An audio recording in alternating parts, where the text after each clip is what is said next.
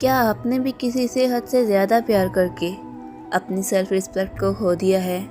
क्या आप थक चुके हैं उस शख्स के पीछे भागते भागते जो आपकी कदर नहीं करता?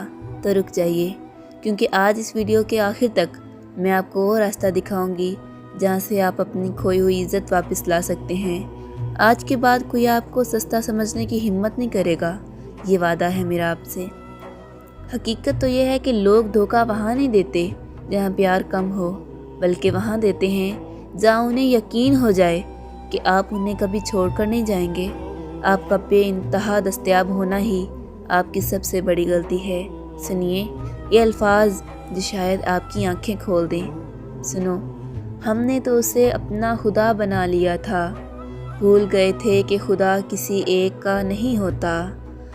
बहुत सस्ता समझ लिया था उसने मेरे खलूस को, क्योंकि हमने कभी उसे हिसाब ही नहीं मांगा था।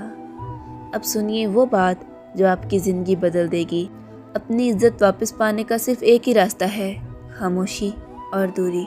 जब आप शिकायत करना छोड़ देते हैं तो दूसरों को आपकी कमी महसूस होने लगती है।